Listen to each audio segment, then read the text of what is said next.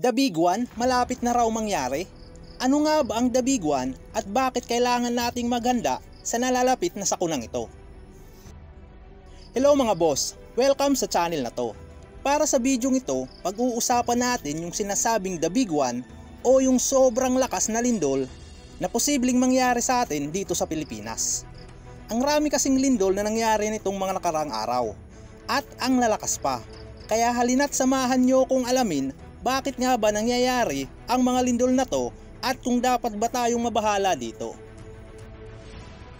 Pero bago ang lahat ay kung first time mo pa lang sa channel na to at gusto mo ng mga video na gaya nito ay pasubscribe naman ako sa channel na to para lagi kang updated sa mga bagong videos na i-upload ko.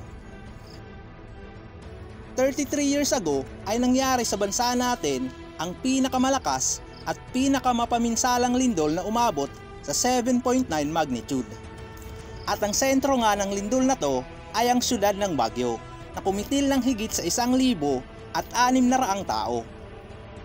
Napakarami ring mga gusali, kalsada at mga tulay ang nasira dahil sa lindol na to.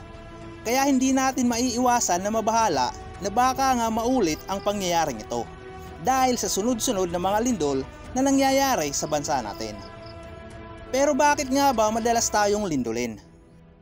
Ang Pilipinas kasi ay isang bansa na nadadaanan ng Pacific Ring of Fire o yung linya ng mga bulkan na mga aktibo o madalas sumabog. At marami ring mga tectonic plates sa ilalim ng bansa natin, kaya ganun na lang kadalas yung mga lindol.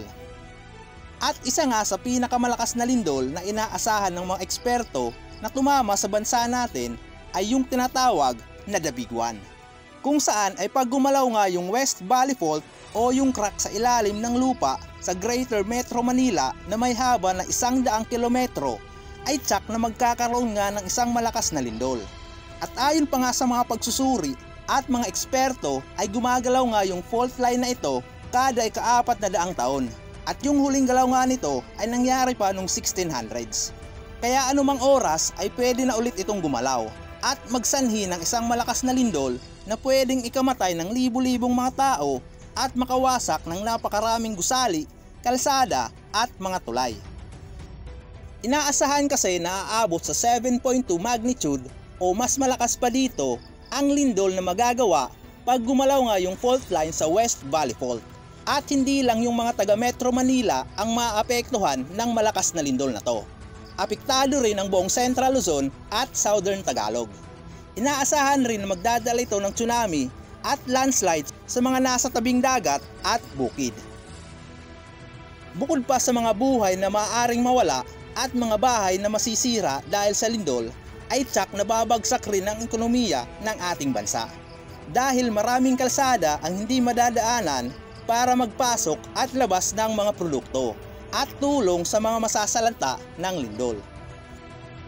Mas nababahala o mas natatakot rin ngayon ang mga tao dahil sa nangyaring lindol sa Surigao del Sur noong December 2 na umabot sa 7.4 magnitude.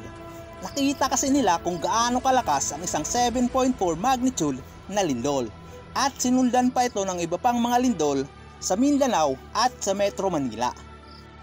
Kumbaga, sunod-sunod yung mga nangyayaring lindol ngayon sa bansa natin. At ang mahirap pa ay hindi natin alam kailan at saan mangyayari ang isang lindol. Kaya ganun na lang kadalas yung mga pagsasagawa ng earthquake drills sa mga opisina at mga paaralan para maging handa tayo oras na lumindol. Ayon pa sa Philippine Institute of Volcanologists o PHIVOLCS ay yung Philippine Trench at iba pang mga fault lines sa Mindanao yung sanhi ng lindol sa Surigao del Sur. At ito nga raw ang pinakamalakas na lindol na naranasan nila sa nakalipas na 10 taon. Tsaka ayon din sa PHIVOLCS ay ang isang trench ay ang pinakamalalim na parte ng karagatan.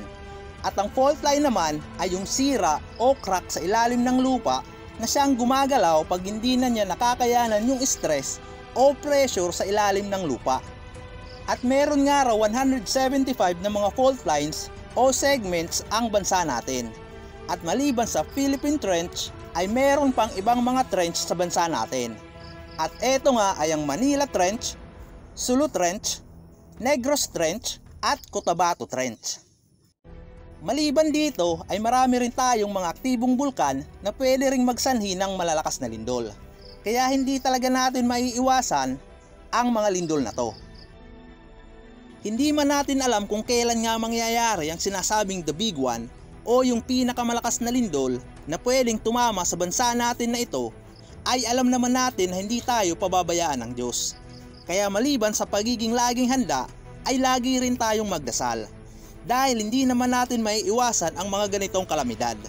Ang magagawa lang natin ay maghanda at harapin kung ano man ang ibato sa ating buhay. At dyan nga nagtatapos ang video ito. Palike at subscribe naman ako sa channel na to kung nagustuhan mo yung video ito.